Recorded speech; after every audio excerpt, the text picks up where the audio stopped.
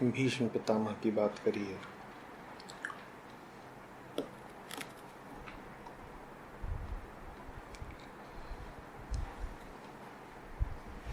कह रहे हैं प्रतिज्ञा क्या है, अधर्म का साथ क्यों दे दिया।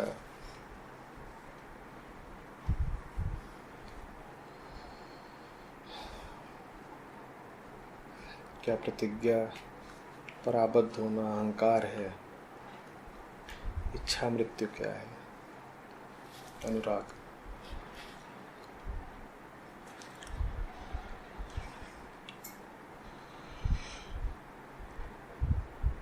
अपनी दृष्टि में अधार्मिक कोई नहीं होता अनुराग।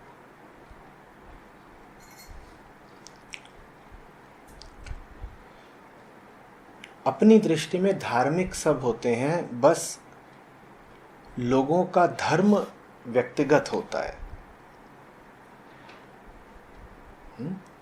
पूर्ण नहीं होता, निरपेक्ष नहीं होता, निर्वैयक्तिक नहीं होता। भीष्म से पूछोगे तो वो यही कहेंगे कि साहब हम तो धर्म का पालन कर रहे थे। लेकिन बुद्ध का धर्म वो धर्म है जिसे, भीष्म का धर्म वो धर्म है जिसे बुद्ध ने कहा था हीन धर्म।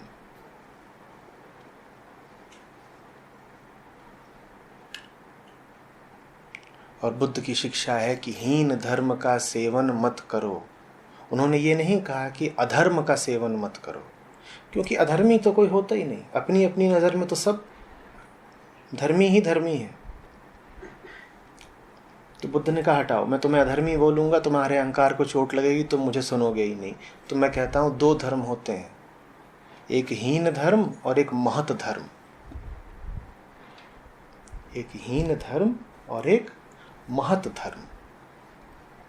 बुद्ध ने कहा तुम महत धर्म का सेवन करो, हीन धर्म का नहीं।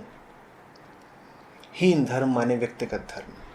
हीन धर्म माने शपथ, कसम, प्रतिज्ञा, प्रण, कर्तव्य इत्यादि। कसम, वादा, कर्तव्य, प्रतिज्ञा, ये सब क्या है? हीन धर्म। कुछ तो है जिसका तुम पालन कर रहे हो, पर तुम किसका पालन कर रहे हो? तुम अपना ही पालन कर रहे हो। तुम कह रहे हो मेरा संकल्प है तो मैं पालन कर रहा हूं। इस अनुपालन में भी एक अनुशासन तो है ही, क्योंकि सब ऐसे नहीं होते जो अपने ही द्वारा लिए गए संकल्प का भी पालन कर पाए। सब ऐसे ही नहीं होते जो स्वयं द्वारा दिया गया वादा और ली गई प्रतिज्ञा भी रख पाए। इतना अनुशासन भी सब में नहीं होता।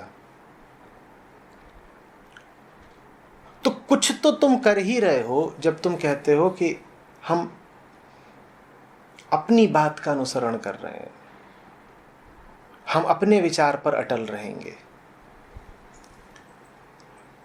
पर तुम गड़बड़ कर रहे हो। तुम अटल तो रहना चाह रहे हो, पर गलत जगह पर।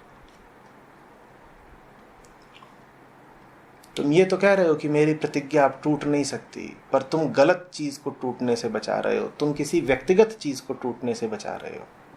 तुम उसको टूटने से बचा रहे हो जिसे कब का टूट जाना चाहिए था।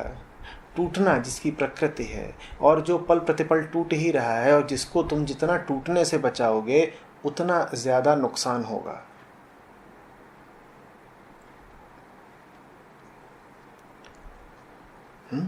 तो तीन कोटियां हो गई लोगों की। एक वो जो सत्य को तो नहीं ही जानते, जो सत्य पर तो नहीं ही अटल रह सकते, अपितु वो इतने दुर्बल हैं कि वो अपने व्यक्तिगत वचन पर भी अटल नहीं रह सकते हैं। वो किसी भी चीज पर अटल नहीं रह सकते। सत्य पर अटल इसलिए नहीं रह सकते क्योंकि सत्य से उनका दूर दूर तक कोई लेना देना नहीं। और अपनी बात पर इसलिए अटल नहीं रह सकते क्योंकि खुद संवेगों के, वृत्तियों के गुलाम है। एक लहर आई, एक बात बोल दी, दूसरी लहर आई, दूसरी बात बोल देंगे, ये अटलता क्या होती है। उनकी जीवन में कुछ भी स्थायी नहीं, शाश्वत नहीं, स्थिर नहीं। ये निम्नतम कोटि के लोग हैं।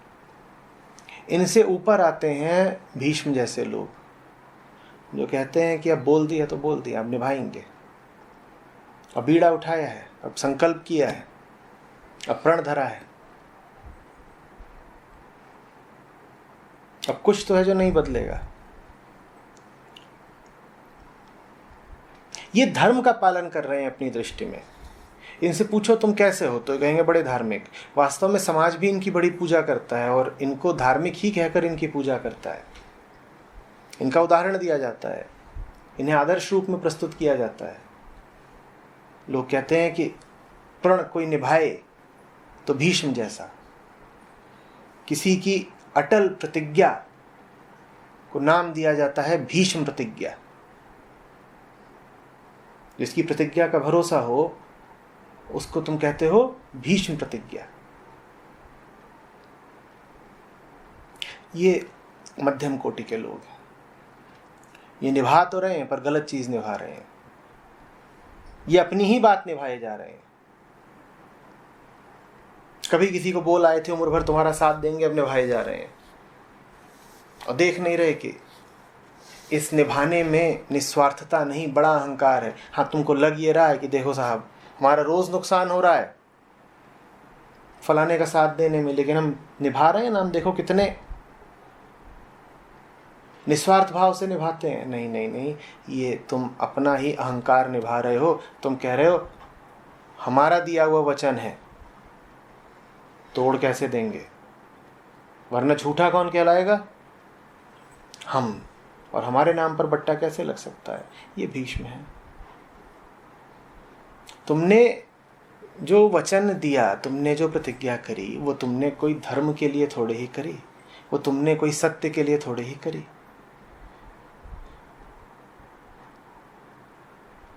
धृतराष्ट्र को यदि पुत्र मोह था और उस कारण विपदा टूटी, तो भीष्म को पितृमोह था।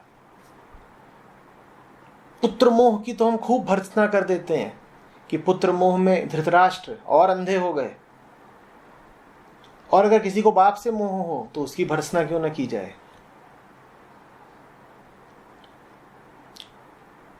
धृतराष्ट्र का मोह तो बहुत बाद में आया। धृतराष्ट्र से बहुत पहले अगर कोई अतिशय मोहग्रस्त है तो वो भीष्म है। घटना क्या घट रही है देखो तो जरा।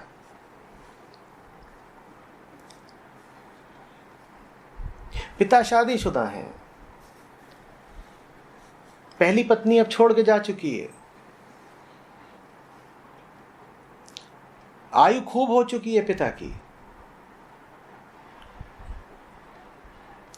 गंगादत्त अर्थात भीष्म जवान लड़का है, विवाह योग्य। अगर लड़का जवान है, विवाह योग्य है, तो पिता की क्या उम्र होगी, सन्यासी योग्य। ठीक। और ये पिता जाते हैं गंगा किनारे और इनको मछुआरन सत्यवती दिख जाती है, जिसके शरीर से कहते हैं खुशबू की लपटें उठती थीं, और ये आसक्त हो जाते हैं। जैसे कोई छोटा बच्चा झुनझुना मांगे।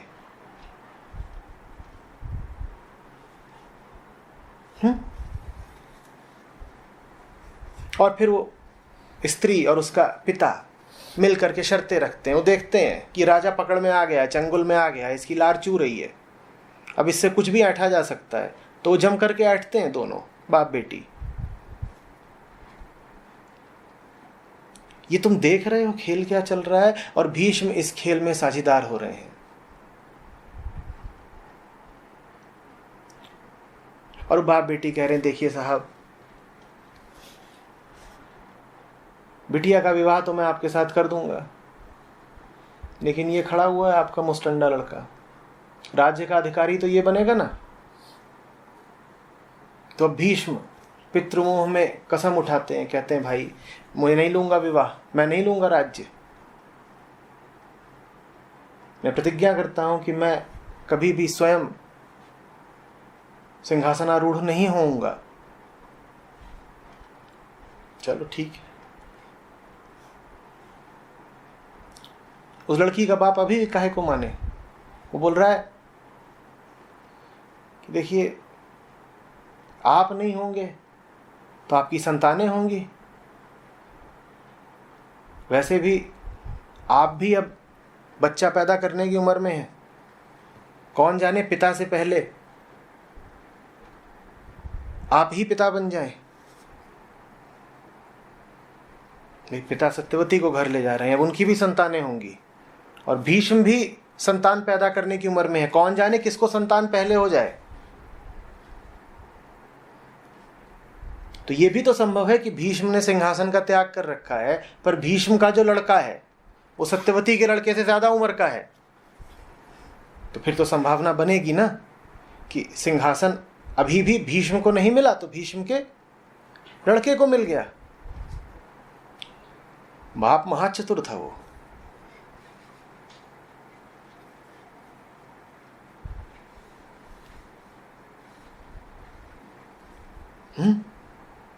बोलता है इतने से नहीं चलेगा। ये लड़के वाली बात तो अभी भी अटक रही है। भीष्म अपने विकल बाप की शक्ल देखते हैं। उन्होंने लार चुआ चुआ की जमीन गीली कर दी है। जो हुआ था वो तुमको साक्षात बता रहा हूं। और क्या घटना घट रही है? एक जवान आदमी काहे को प्रतिज्ञा करेगा कि मैं अब विवाह नहीं करूंगा? बाप की जरूर बड़ी दयनीय हालत हो रखी होगी। कहा ना, जैसे छोटा बच्चा जमीन पे गिर करके लोटे और जमीन पे मुट्ठियां पटके कि मुझे तो झुंझुना चाहिए, वैसे ही वो सत्यवती को निहारते जा रहे हैं, देखते जा रहे हैं और जमीन पे लौटते जा रहे हैं वहीं गंगा तट पर। और मुट्ठियां भींच के पटकते जा रहे हैं कि मुझे तो जे चाहिए। अब ऐसे बाप के लिए भीष्म एक और प्रतिज्ञा करते हैं कि मैं अब आजन्म कुंवारा रहूंगा।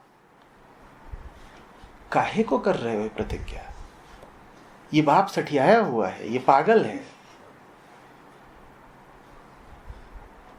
इसे कामुकता नहीं है, इसे काम का रोग लग गया है, ये विक्षिप्त है। ये कोई हल्का फुल्का कामुक आदमी नहीं है। गंगा के साथ इसने 8 पुत्र पैदा किए थे। 8 बच्चे पैदा करने के बाद इसकी ये हालत है कि अभी भी गंगा किनारे खड़ा हुआ और कह रहा है एक और चाहिए, एक और चाहिए। और देख रहा है कि योग्य और जवान बेटा अपने जीवन में आग लगाए दे रहा है और तब भी वो थम नहीं रहा, रो नहीं पड़ रहा, बेटे के सामने झुक नहीं जा रहा। बेटे का बाजू पकड़ के उसे दूर नहीं ले जा रहा कि ना ना ना ना ना बेटा, अपने व्यक्तिगत स्वार्थ के लिए मैं तुम्हारा जीवन नहीं बर्बाद होने दूंगा। वो ये सब कुछ नहीं कर रहा। भीष्म प्रतिज्ञा लिए जा रहे हैं। और राजा शांतनु प्रसन्न नहीं हो रहे होंगे कि अच्छा है अब तो मिलेगी मछुआरन, बड़ी खुशबू आती है।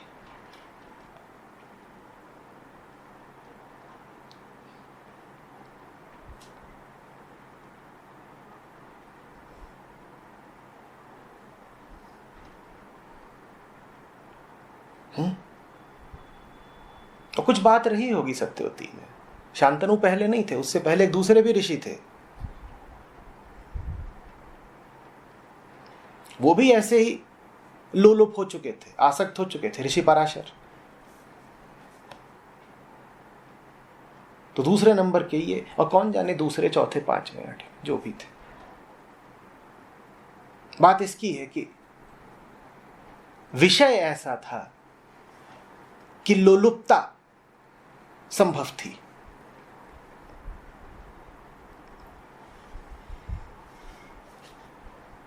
तुम बाप की खातिर ऐसे ऐसे प्रण उठा रहे हो, तुम्हें राज्य का जरा भी ख्याल नहीं आया?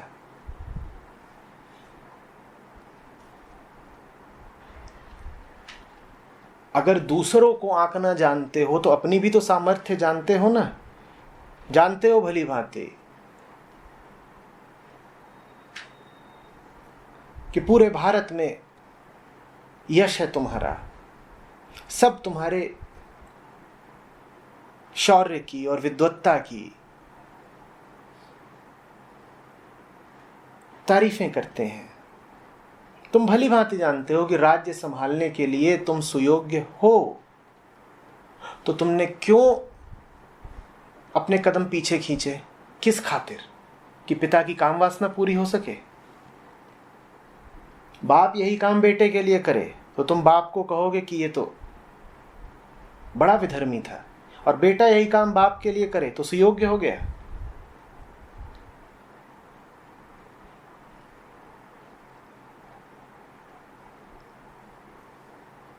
और भीष्म ने सदा दूसरों की वासनाएं पूरी करने का अभिशाप भुगता। एक तरफ पिता, उसके बाद फिर गए अंबा अंबिका अंबालिका को उठा लाए। जानते हो ना कहानी। और 3 बहनों को उठा लाए कि इनकी शादी करा दूंगा। तुम्हें क्या पड़ी है दूसरों की शादियां कराने की? उनमें से एक बोली कि मुझे तो किसी और से प्रेम है, आप मुझे यूं ही जबरन लिए चले जा रहे हैं,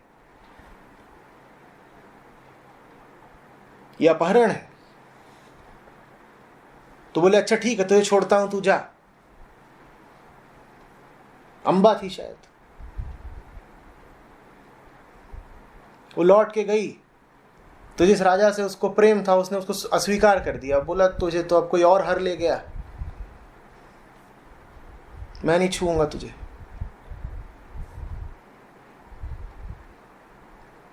उसने आत्महत्या ही कर ली। और आत्महत्या करते हुए बोली कि इस भीष्म की वजह से कर रही हूं, इसको छोड़ूंगी नहीं। फिर कहानी कहती है अगले जन्म में शिखंडी बन के आई और बदला अपना उसने निकाला।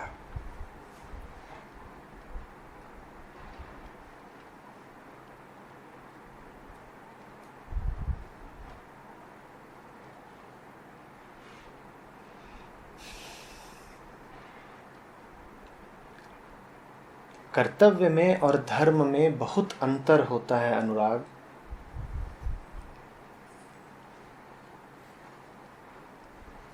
कर्तव्य यूं ही है, व्यवहारिक, काम चलाऊ।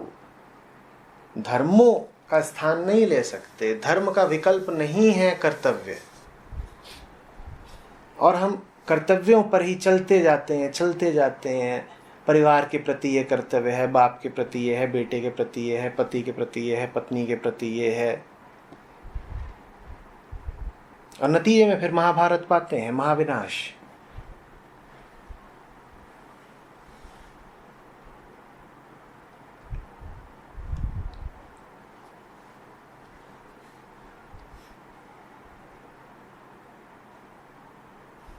और मैं तुमसे साफ कह दे रहा हूं, जो भी कोई धर्म से ज्यादा कीमत देगा कर्तव्य को, उसे महाभारत झेलनी ही पड़ेगी। और महाभारत का मतलब ये नहीं कि लाखों करोड़ों मर रहे हो तो ही महाभारत है।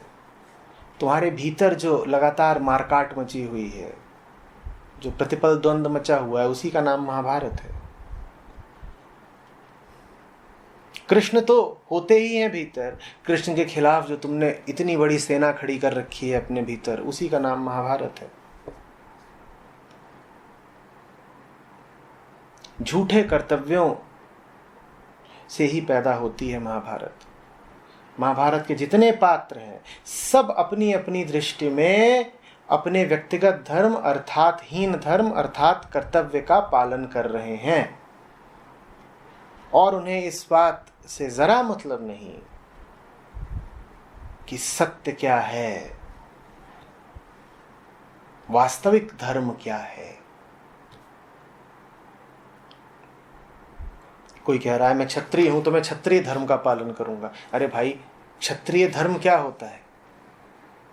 क्षत्रिय संस्कार हो सकते हैं, क्षत्रिय धर्म तो नहीं हो सकता। धर्म तो एक होता है, सत्य की ओर अनवरत बढ़ते रहना ही धर्म है। पर शब्दों का भी बड़ा दुरुपयोग होता है। कोई कहता है मुझे अपने पति धर्म का पालन करना है, पुत्र धर्म का पालन करना है। पुत्र धर्म क्या होता है? पुत्र के कर्तव्य होते हैं, और वो कर्तव्य सब समाज ने सिखाए हैं। पुत्र होने का धर्म से कोई लेना ही देना नहीं। धर्म की दृष्टि में तुम जीव भर हो, पुत्र इत्यादि कुछ नहीं होते। धर्म की दृष्टि में सब जीव हैं, जीव। हाँ, समाज की दृष्टि में तुम कभी पुत्र हो, कभी पिता हो, कभी राजा हो, कभी क्षत्रिय हो, कभी विद्वान हो, कभी अमीर हो, कभी गरीब हो। ये सारी तुम्हारी पहचानें तुम्हें समाज ने दी हैं। अध्यात्म की दृष्टि में तुम जीव मात्र हो और तुम्हारा एक ही धर्म है, मुक्ति, मुक्ति, मुक्ति, मुक्ति। अंतर समझ लेना। अध्यात्म सिखाता है मुक्ति, और समाज कर्तव्य तुम्हें देकर लगातार और बांधे रहता है तुमको। तुमसे कहता है कि तुम पति हो, अब इन कर्तव्यों का पालन करते जाओ, करते जाओ, करते जाओ। और अगर बुरा लगे कि क्यों मैं कर्तव्यों की चक्की में पिस रहा हूं, तो अपने आप को समझा लो कि यही तो धर्म है मेरा।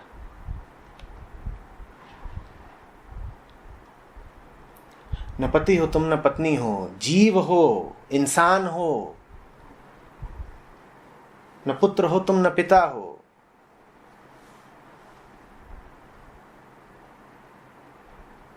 जीव हो, यही अपने आप में बहुत बड़ा बंधन है। तुम और बंधन क्यों लादना चाहते हो अपने ऊपर? जब मैं कह रहा हूं कि जीव हो तुम और अध्यात्म तुम्हें ले जाता है मुक्ति की ओर, तो अध्यात्म तुम्हें किससे मुक्त करता है? जीव भाव से, जीव वृत्ति से। जीव हो ये पहचान तो तुम लेकर पैदा ही हुए थे, अब तुमने उसके ऊपर 10 पहचानें और डाल दी। बेटे बन गए, बीवी बन गए, बाप बन गए, पड़ोसी बन गए, भाई बन गए, राजा बन गए, ब्राह्मण, क्षत्रिय, कुछ बन गए।